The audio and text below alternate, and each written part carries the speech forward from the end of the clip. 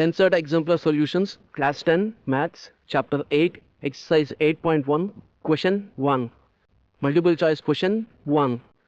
If cos A is equal to 4 by 5, then the value of tan A is option A 3 by 5, option B 3 by 4, option C 4 by 3, and option D 5 by 3. Answer. We are given that cos A is equal to 4 by 5. We already know that cos A is equal to adjacent side by hypotenuse. From the given question, we need to find tan A. What is the definition of tan A? Tan A is opposite side by adjacent side.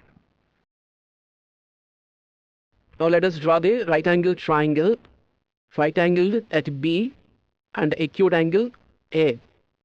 The side adjacent to angle A, AB, is the adjacent side.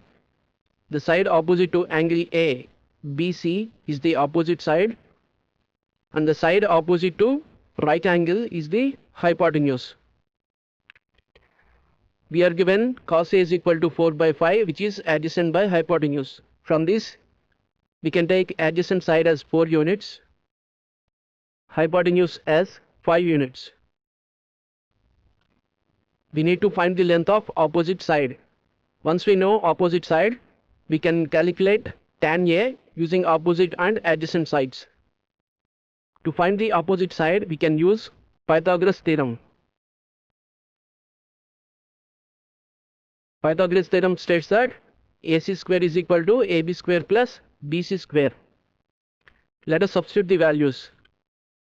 Hypotenuse AC is 5 units. 5 square is equal to AB is 4 units. 4 square plus BC is unknown. Let us keep it as is BC.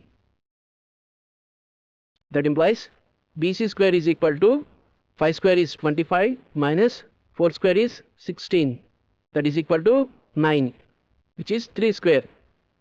That implies BC is equal to 3 units. Therefore, opposite side to angle A is 3 units. Now let us calculate tan A, which is the ratio of opposite side to adjacent side. What is the opposite side? Opposite side is 3 units divided by adjacent side is 4 units. Therefore, from the given options, option B 3 by 4 is the correct option. Therefore, answer to the given question, if cos A is equal to 4 by 5, then the value of tan A is option B 3 by 4.